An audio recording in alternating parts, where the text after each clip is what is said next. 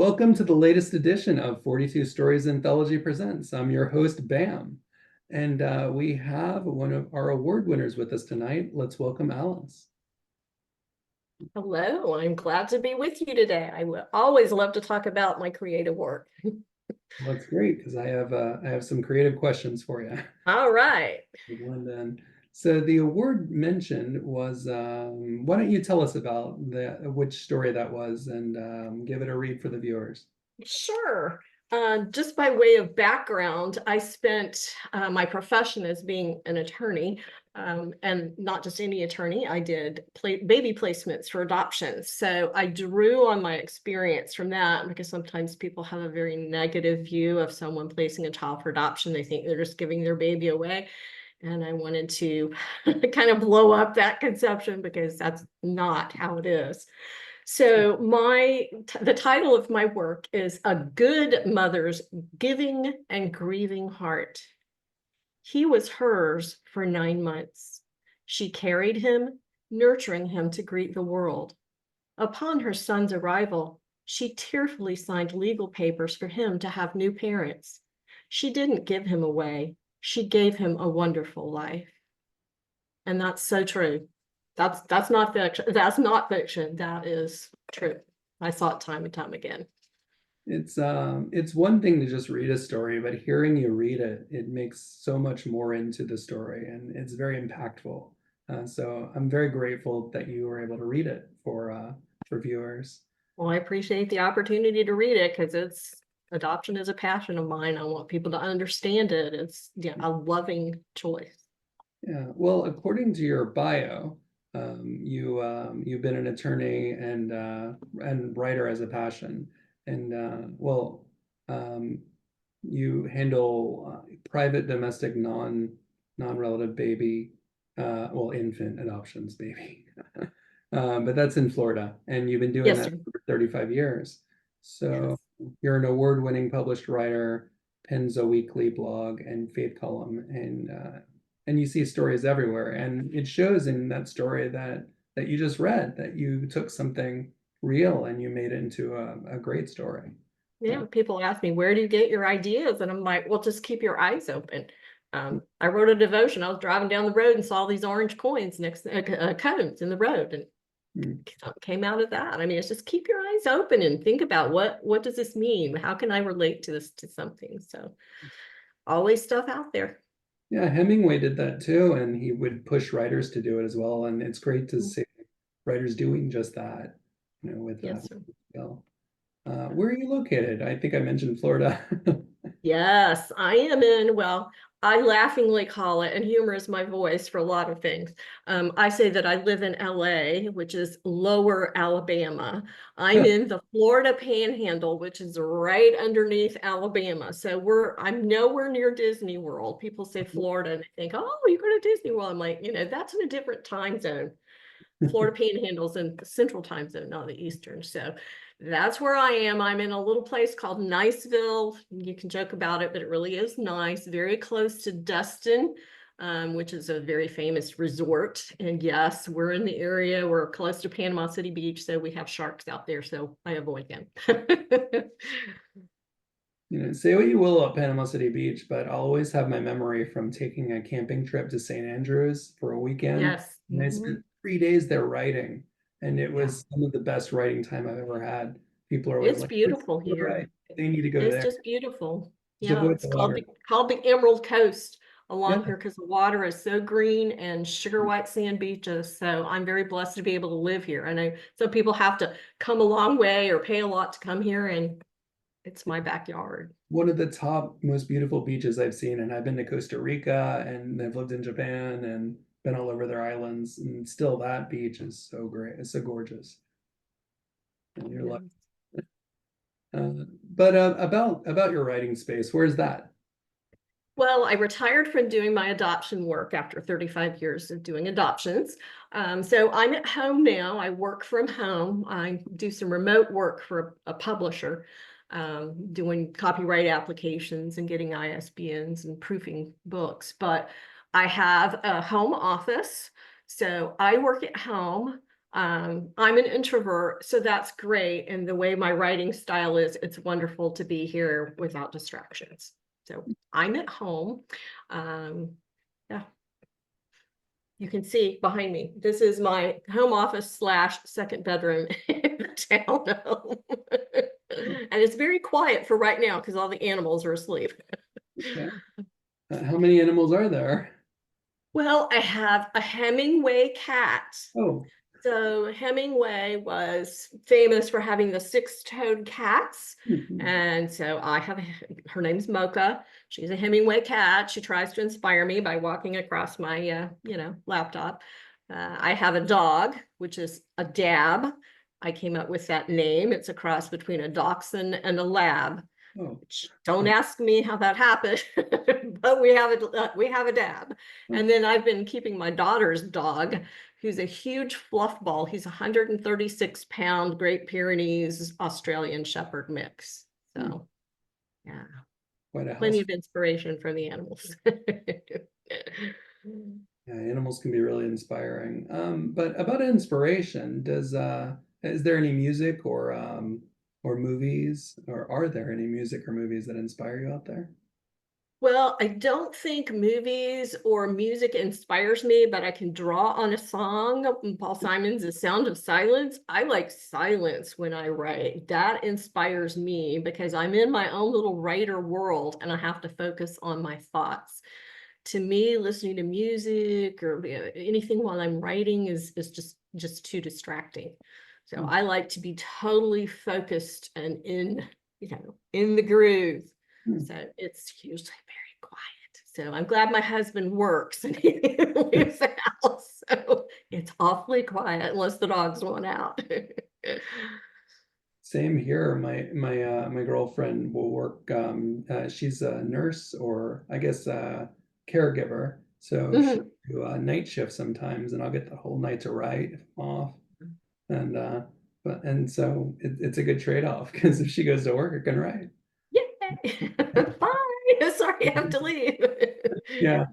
Mm. But I'd like to get into your writing. What's something that you'd like for the human race to stop doing that might appear in your writing? Well, I draw on my upbringing. My mom had many pithy sayings that she'd share with us all the time. And of course, we listen to her and roll our eyes. But now that I'm an adult, I see the value in a lot of things she said. And especially today, the one that sticks in my mind, my mother would say, if you can't say anything nice, don't say anything at all. Mhm. And especially in the United States right now, everything's so divisive. We've got this, neck and neck presidential race. Everybody, if there's something, you can't agree on the color of the sky. Mhm. And when you disagree, it's usually ugly things. You say ugly things, you demean the other person, they're an idiot for thinking that. And, if my mother were still alive, she would just be shaking her head. And another thing she would say is you have to learn to disagree without being disagreeable. Yeah, And sure, we don't all have to all think alike, and it would be pretty boring if we all thought the same thing in this world. I mean, it's good to have a conversation where you see how somebody else views something. But I mean, have a conversation, not a knockdown, drag out argument or, an insult hurling contest.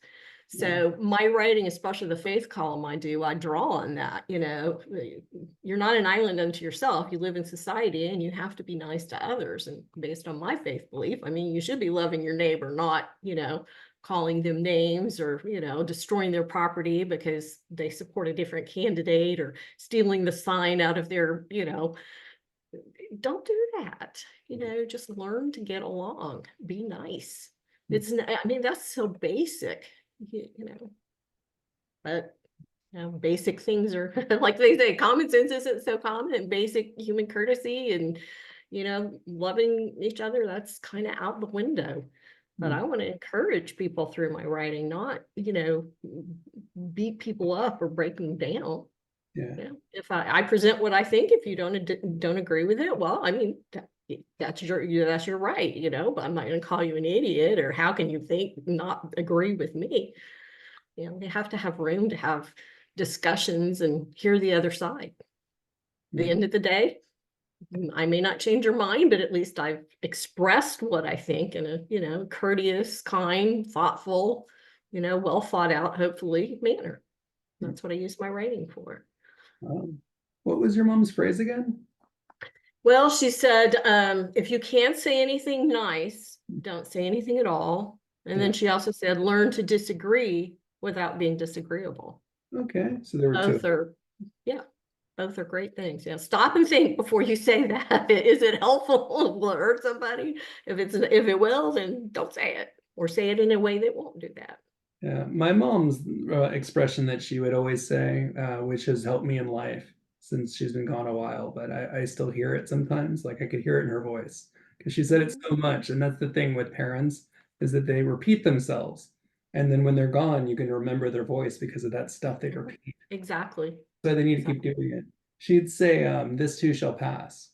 And what I see is that we have all these problems, and that I think that one day, and I really believe this, one day people will sit together and have an educated conversation instead of arguing, and they will come to that after all this arguing. They'll eventually get there. And so I just keep hearing my mom going, "This too shall pass," and I go, "I know we're going to have an educated conversation, and problems are going to be resolved one day." I think people will reach it. Just needs time. I think they get tired of all the hatred and anger and violence and everything, and there's got to be a better way. It'll pass, and then they'll talk. Yeah. It's like anything. So let's get to something not so heavy. Are you a part of any writers' workshops? Yes. If you are a writer, it's kind of a lonely profession because you sit there and write in front of a computer, or I'm assuming people aren't using typewriters anymore. But you're there by yourself, but you're writing for a reader. So you need to get input from other people. And that's why writers groups are so important. And the people that are in these groups understand you. They understand the thought process, the issues you have, how people see your writing. I had a friend that she went on vacation. She writes children's books, and she just started doing this. Oh. And she went to see relatives, and they're like, aren't you a little old to be doing that? A children's book, that's so short. Anybody can write that. And she's like, she just didn't say anything. And all her writer friends were saying, yeah, that's why you have us, because we understand there's a way you do it. There's a specific way. You can't just throw words down on paper, and your writer friends get you and they help you. So I'm a part of a group. It's an international group. It's called Word Weavers, and they have chapters all over the place. I'm the president of the Destin, Florida chapter. And we meet monthly. And so we have time to, network and encourage each other. And then everyone has a piece that they bring for us to critique. And you learn that you know what you're saying, but maybe the reader doesn't. So when we read the pieces out loud, which is another valuable tip for writers, read what you're writing out loud so you can hear it. So we have someone else read the piece, and then we go around and have 2 or 3 minutes of critique, and we start off with, what do we like about this? And then what input, constructive, and I stress constructive criticism. Everything is said very politely. It's like, I think I know what you're getting at, but this isn't very clear, or this word doesn't sound quite right to me, or, oh, you've used this word 3 times in this paragraph. You might want to switch something around. And it's so valuable.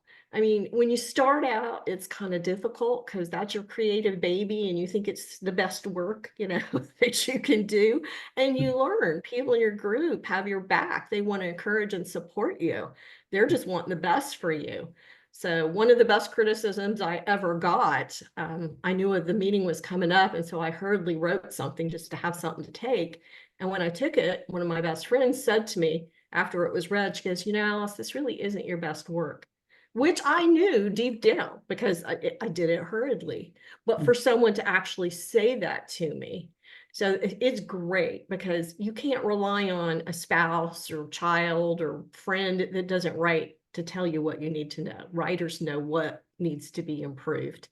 because I'll ask my spouse to read something and he'll say, oh, that's good. Good is a 4-letter word for writer. We don't want to hear good. We want to hear, oh, that just grabbed my emotions, or it really made me think of this. That's the kind of thing that you want. And you have to have writers to do that. You know, there's a Bible verse that says iron sharpens iron. Well, writers sharpen writers. You know, you go to the people that go what you go through, and you get the benefit of what somebody else sees or thinks you're writing, not just what you think it is saying in your head. So I encourage anybody that's writing, you need to have some kind of writers group that you can do regularly to get that support and that feedback. That is just so crucial. That's the best thing I ever did. I would not be where I am today without my writers group. And they also offer opportunities. You know, I wrote for adoption.com as a staff writer for 3 years. And I found out about that opportunity to submit articles through a friend in my group. I mean, she didn't do adoption. She didn't know anything about it, but she thought of me. And she sent me an email and said, hey, this sounds like it's right up your alley. So yeah, writers groups are they're just essential for writers. Yeah, I was thinking about this guy who once was reading a story of mine, and he said, use it a lot to describe things. And not only did I remember that advice, but I went through my story to see what words I use a lot. And then I ended up making a whole paper about words writers use too much, because I read everyone's stuff from that group. And I just took a note like that, they, it, Now that's things like that. And then I made this whole format thing and I gave it out to every member of the group. And it was because of that guy saying he used it a lot. And I said, here's what everyone, we all do this. So now the whole group has this checklist of like yeah. words they do. And that's all inspired from somebody saying, you use it too much. Yeah, groups are great. Yeah, I one of the recent meetings that we had, I went around and I said, I want you to tell me 1 or 2 words that you overuse. Yeah. And it was interesting to see. And some of it depended on what kind of things that they wrote. But it was like, yeah, that. And my favorite word is apparently. Apparently, that's my favorite word. So yeah, the adverbs are, you know, you're supposed to, you know, really tell. You show, not tell. So, you know, show me, you know, yeah. So, but yes, yeah, you need the feedback, and people point things out to you. It's like, gosh, I never thought of that, or that's such a good point. So yeah. Definitely. Let's talk about something that every writer struggles with, which is procrastination. I mean, what is your strategy of overcoming it? Well, the best thing to deal with procrastination is to have a deadline. What? So when I write articles, I write regularly for a regional publication here. I know what the deadline is, or if I have a devotion that's going to be published in, you know, the next month, I know what the deadline is. So you have to have deadlines. And if it's something you want to write on your own, then you have to set yourself a deadline. Yeah, I mean, it's not just, oh, I'll sit at my computer and do, you know, it'll just flow through. You have to be disciplined about your writing. I keep a spreadsheet of what I've submitted, what the deadlines are. You know, I never had anything to do with spreadsheets until I started writing, and I see the value of it. So procrastination, if you know something's coming up, it's like, well, you know, you can't wait till the last minute, and you shouldn't, because one of the keys to writing is get away from it. You know, write it, just get it down on paper, just so your idea is there, and then walk away from it and come back and then edit it. So there's a famous saying, Ernest Hemingway said, write drunk and edit sober. So I was like, go with that emotional and creative flow and get it down on paper, but then go, you know, walk away and then come back, and then with a critical eye, go back and do it. So you got to give yourself enough time. You can't just wait till the last minute. So understanding the process is good. Having, you know, setting deadlines if you don't have one, or observing the deadlines you have, taking into account, well, okay, if it's due on the 1st, but I'm going to need to have at least a couple days to write it and let it sit for a day and then come back and then read it over again before I send it out. So you've just got to be very disciplined and organized in order to deal with your writing. So. Yeah, anyone who ever says writing isn't a job should talk to you about what you just said. You tell them that, and then they'll understand that it is a job. Yeah, It and is. sometimes it just pays off in the long run. It But does. speaking of payoffs, first of all, how do you handle rejection before the payoff? Well, when I did adoption work, I would tell, women would come, pregnant women would come to me and say, I'm thinking about an adoptive placement, but my family may not like this, or my girlfriends don't like that idea. And I'm like, you'll never please everybody. You can't do it. What you have to do is please, kind of a bad word, but please yourself. Be able to look at yourself in the mirror, you know, months or years down the road and said, yeah, I did the best thing. You have to be accountable to yourself. Hmm. So, not everybody's going to like what you write, but that's okay. I don't particularly care for science fiction, so I don't really read science fiction books. That doesn't mean that some people that write science fiction aren't great writers or it's not worth reading. It's just that's not my cup of tea. So you have to understand, okay, I'm writing this, but that's not going to appeal to everybody. You write for the reader, and you have to identify who your reader is, and your reader isn't everybody. So that's number one. Not everybody's going to like your work, whether it's a reader or an editor or a publisher. Rejection's just part of it, and you just have to learn to deal with it. If you don't, you're going to have a hard time. You have to accept the fact that rejection's part of the deal. The other thing, and it makes acceptance even sweeter once you've tried several times or several people haven't liked it, and then you finally hit that sweet spot and find who your readers are or who it is that's going to publish it. But rejection, yeah, sometimes rejection is just timing. So okay, they say one door closes, another opens. I had an article one time that I had written for the local paper because it involved somebody in the local area. And I thought it was a great story. It was about foster parents who had been fostering infants for like 35 years. So if you can imagine willingly taking babies and getting up at 2 a.m. on a consistent basis, never outgrowing that. Yeah, and I thought, oh my gosh, this is just a marvelous story. People would love to hear about this. Well, they rejected it. And I was like, well, it's such a good story. This needs to get out there. So, I went on about my way. Finally had an opportunity to submit it to a regional magazine.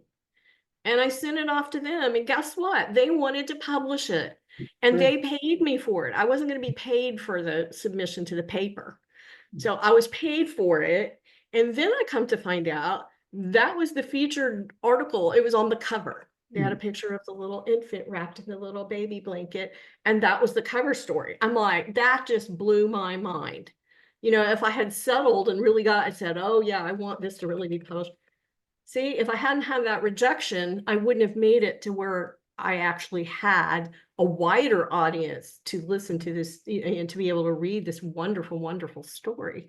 So you sometimes have to put it in perspective. It's like, well, this is a story that needs to be told, but maybe this isn't the way, the venue or place that needs to tell it. Maybe it needs to be somebody else. So you kind of temper it. Yeah, it's, nobody likes to be told no, but there may be other opportunities that are better out there. And I've seen that happen over and over again. So, you can, of course, you're sad, but, you take it in stride and move on. It's part of being a writer, and it may just lead to a better opportunity down the road. What's that story called again? I want to read it.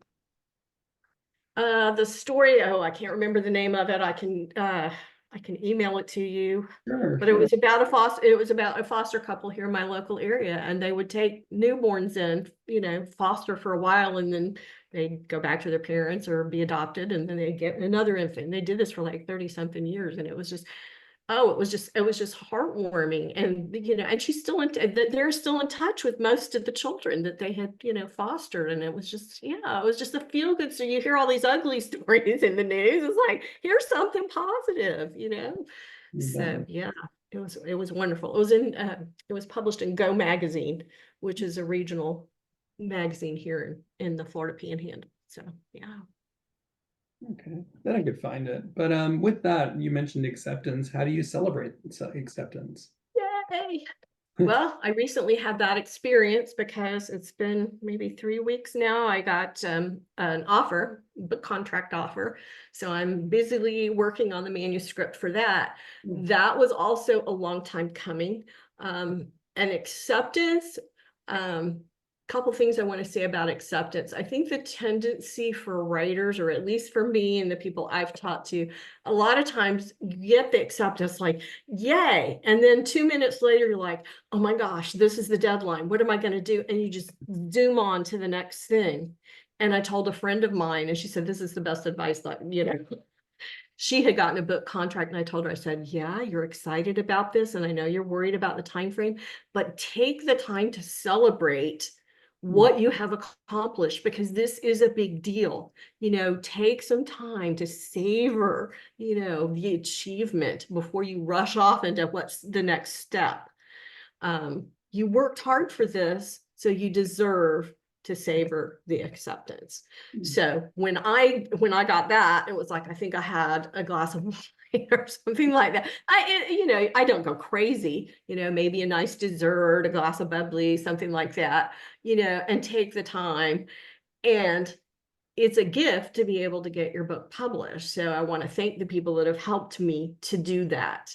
So of course, my writers group, who have supported me, who've, given me, constructive criticism on things I have written, I celebrated with them. And I mean, when they said, oh, that's great. I mean, I knew that they meant it. You may tell somebody else that, but these people have seen me, working on this project for literally years. And it's finally come to fruition where I'm actually going to have this book published. So yay.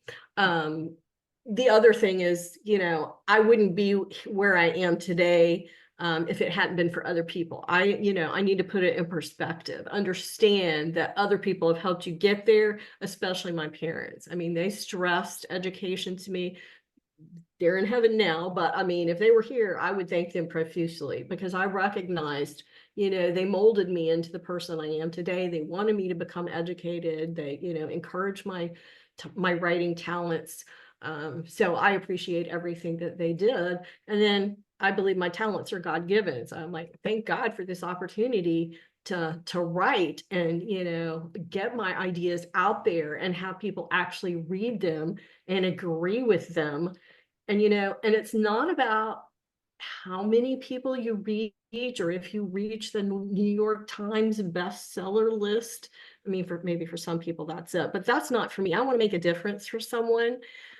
I wrote a devotion and I submitted it, and the person that I submitted it to emailed me back and said, you don't know how much this meant to me. She said, my grandfather is getting ready to pass, and some of the things you said, I mean, she said, I thought it was just for me. And she said, you just don't know how much it just helped me through such a difficult time.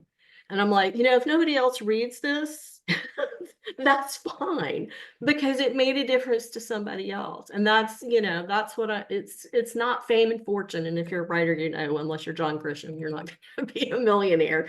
So that's not what I'm after. But if people read it and it makes an impact in some way on them, maybe makes them think a little bit differently or help them through a difficult time, then I feel like I'm a successful writer. Yeah. I can really relate if you have a second for this story. Sure. It was actually more of when I started getting into academic writing, because I'm getting a doctoral degree in applied linguistics.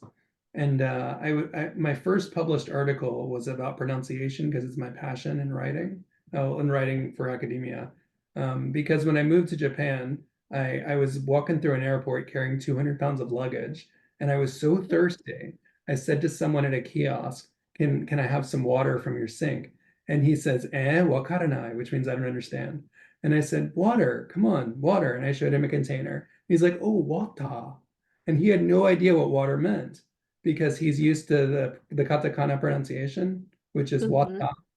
and he didn't know it. And I had a lot of problems like that as I lived here. And it became a passion of mine to get people who needed help with pronunciation.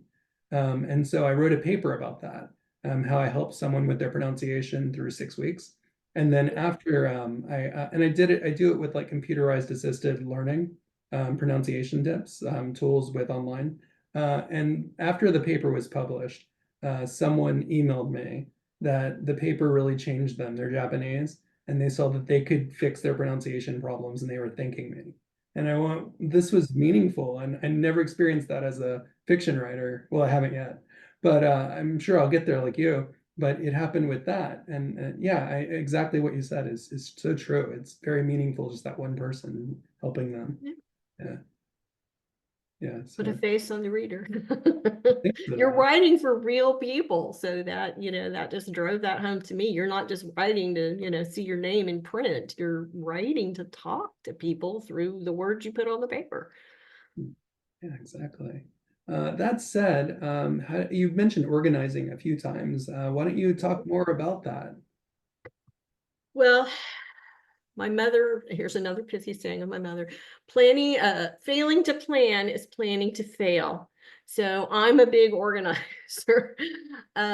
One thing I do is try and organize my day to facilitate my writing. Now, it doesn't always work, but I am the most creative in the morning. That's when I do my best writing.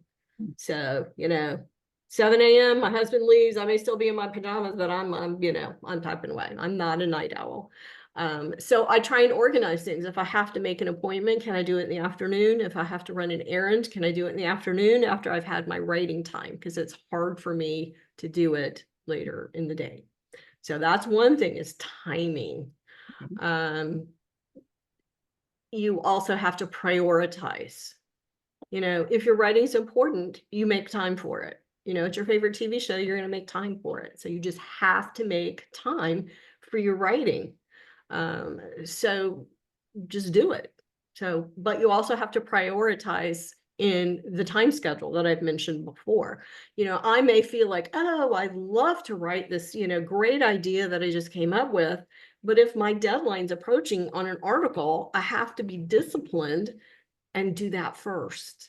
So you have to part of organizing is prioritizing. So I have a list, and that's what I do. It's like, this is coming up first. I've got to take care of that, even though I really like to just sit there and talk about something else.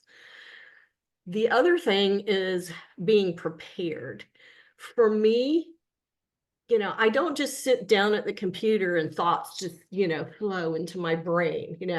A lot of times for story ideas, things will come to me, weird times, you're walking the dog, I think your mind's just, on its own. Like, boom.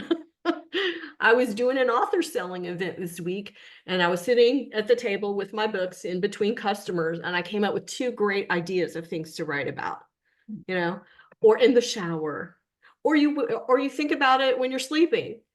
I keep, I call it my content closet, and I will put ideas for stories, or you see a quote, boy, you could turn, you could write about that. So I keep what I call a content closet, and I'll put lists of things, ideas, story ideas that I have, good quotes that could fit into something.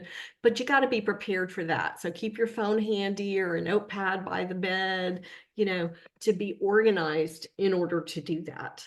So, and it's funny because I'm not the only one that's like that. My first published book that was all mine, it was an annotated Agatha Christie story called The Secret of Chimneys. And I love Agatha Christie, and I read an autobiography about her. And one of the things that she has said, people say, how do you come up with these amazing storylines? And she goes, I go and wash my dishes. It's like, you can't force it. It's going to come to you, but sometimes you just need to let that happen naturally. If you force it, it's probably, not going to be a good idea. You might be able to, but I mean, yeah, but you got to be prepared for that. I'm going to have an idea at a weird time.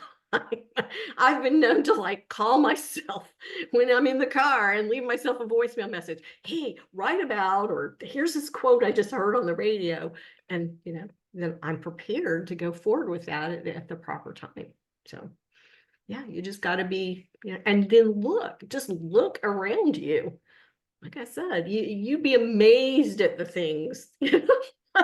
I was driving home one day and I looked to the side of the road, and there's some, boxes that were, not like garbage boxes, but just some boxes of things it wasn't by the side of the road, it was in the middle. And I'm like, I wonder what happened. How did that get there? Did somebody intentionally leave it? Or did it just fall off a truck? And I'm just going through all these machinations in my mind. So when I say I see stories everywhere, I literally do. You look around and it's like, wow, I could really, if you think about things, sometimes we just glance around and don't notice. Take the time to look at things. It's amazing what I can see. I mean, I walk my dog every morning and I can still go out and say, hey, I've never seen that before, or something strikes me. I've seen it before, but not in the way I'm seeing it that day. So you just have to be aware of your surroundings and really think about what you're seeing. I mean, take the time to actually see it. So those are my organization tips. Hopefully. And then of course there's the spreadsheet, which is always helpful. So. Yeah, it's good to have a spreadsheet. You mentioned timing and prioritizing, but I think you were also talking about something that's kind of mental floss, where you prepare yourself mentally. And I think that's great too. It's a great way to organize inside your brain beforehand. And yeah, people would go And crazy. writing's a creative process. So again, when I think people say, I just sit down at my, you can't just do that. At least I can't. Yeah, you have to have mental stability. That's why there's like millions of notes on my phone, and I Mine know too. I'll go back through. them. Oh yeah. Oh yeah, I still need to write that. Yeah. Yeah, that's not a problem for me. I know some writers have like writer's block. What am I going to write about? Or, I don't have a lack of subject matter. Now, sometimes it stumps me how to get started. I think that's the hardest part, is getting started writing. But, because once I get that first paragraph done, it's off to the races for me, because that sets the tone. Oh, well, I think I'm going to call mine dissertation block, meaning I can't do anything except write that. So it's going to be my excuse for the next year or so.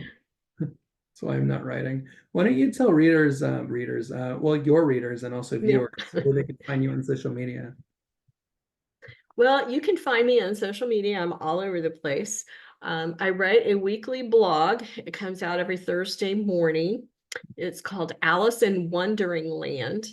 And I take, current topics or things I've seen in the news that interest me, and I kind of dig into it and get some deeper information with a humorous voice. I'm like, really?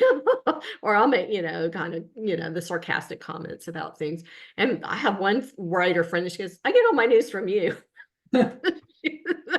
I mean, because it's facts, things that are coming up. Like last week, I wrote about now they're selling ammunition for guns out of vending machines in various places in the country. And I'm like, what? So we went into that. So I can be found on my blog. I have a weekly faith column. It's called Feet to Faith. It's on Pathos. Feet to Faith. Just Google that on Pathos. I'm on Facebook. Alice Hale Murray is my personal, and I have Alice H. Murray Writer is my professional writer page.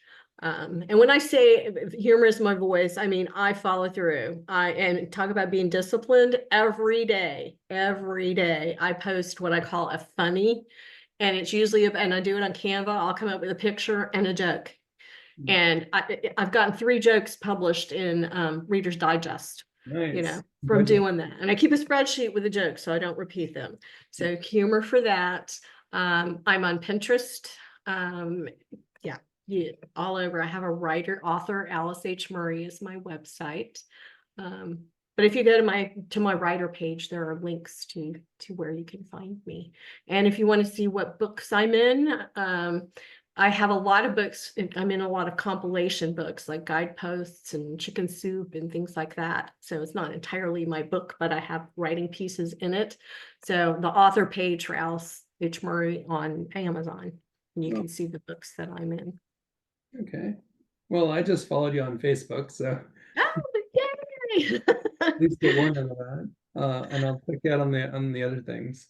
So thank you for coming to well, night for me, day for you. Yeah, you can go to bed now. I've accomplished that. Thanks No, very much. I appreciate the chance to talk about writing because it really is a passion for me. And with this piece and your wonderful book, got to combine, two passions, adoption and, the writing. So thank you for that opportunity. It was great how you were able to do all that with 42 words, and it's so impressive, and I'm grateful to all the writers who were able to do it. And Mhm. they cleared it through the strict judges and readers who would reject 21 mystery stories when we had 21 submissions. I was surprised we made it to 1,764 stories accepted with that kind of. So thank you very much. And Well, I appreciate your time and I'm looking forward to seeing the book. everyone, I just wanted to take a moment to tell everyone about something really exciting to me, which I mentioned in a few other videos, but maybe you missed it. It's about the merch store. I've worked really hard on the merch store because it's not just a way to pay the people who worked hard on the project, but also a way to give to charity, United Through Reading. There's going to be a token payment going to them, and from book sales and also for merchandise sales. So I'd like to just quickly show you the store if you have a minute and follow along. So if you go to Redbubble, well, that's Zoo. So if you go to redbubble.com, it might be a little difficult to find my shop. Sometimes it doesn't show up immediately. There's going to be links in the description how to find it. But there's a lot of different things that you could look at through the shop. Different patterns. This pattern is from the book title itself I took to make. So you can get a shirt, but you can also click something down here, which is view the design on the products. And then when you click that, you can see a bunch of different products, from shirts to iPhone covers to skins and more, like board prints and yeah, pins. And for this design, I really like the tote bag. And let's continue on with some other designs. So the other designs are just as good, and you do about the same thing. You go here, you scroll down, and then you see all the products involved with this design. So this is the title, Book of 42, without 42 Stories Anthology Presents part. It's just the main part of it, the impact, Book of 42, squared. It's a little harder to see the squared than this one, but it's there when you actually go to the product. You can see it, like clicking here, for example, you can see the squared. Yeah, it appears in there. What's cool about Redbubble is they make all the products. I just send the art. So if I want to show you more designs, I can go. So I mentioned, for example, the Anthology Presents part. Well, I have that on this part, on this product, I mean. And so you can see the mouse pad, hats. You can have a blanket for your cat. They have so many clothes, varieties of clothes. They have a laptop sheet, which is pretty neat for this one. I think this one has the most products, and I'd probably recommend this one for someone interested. What's interesting is this tapestry. I've read up on it, and it's more like a blanket or a towel. So if you want to not forget your towel, here's your 42 Stories Anthology Presents Book of 42 towel, 42 squared towel, and then or a bath mat, some acrylic art. It just keeps going with different things. And there's a scarf, a backpack, and there's more designs that I'd like to show you if you have a minute. And so I'll just show you one more, and then you can go on your own to see the other two right there. What's really cool about this one, I think this is the right one. If it's not, then I'll jump to the other one because the two selections kind of look similar. Yeah, this is just the one logo version where you can see the logo of 42 squared. So I do have to show you the other one. The one in the middle is just kind of a black design, and it's interesting, but this one's cool because what I did was I took the design of the logo, 42 squared, and I multiplied it by 42. So here you have a design, for this example, the pet mat, and the 42 squared logo appears 42 times. So if you really want to get your 42 squareds money's worth, this would be the design for you. There's a bunch of different varieties. I don't remember if there's tapestry for this one. I think so. There's a clock that I really think is neat. And what's interesting is if you go to a product like the clock, you can set it to what you want. So say that I want this to be wood. I just click this, it's wood. Actually, it's bamboo. That's really cool. And then the color is for the dial. So that the clock hands now change. And I think that's really interesting. This is probably the clock that I will get later on, and it'll be right behind me. So yeah, it's not just that I'm trying to sell you merch. I'd like to give to the editors and the artists, and all that's coming directly from me. So what I'm doing to make up for that is selling merchandise. But the merchandise is also good because it doesn't just promote the anthology, it also promotes all the authors inside of it. And I hope that by having this available, it'll reach audiences who are interested in those writers and those artists, and then we could get their names out there to more people. Okay, so that's all of my that's all of my shtick about the merchandise. Thanks for sticking around.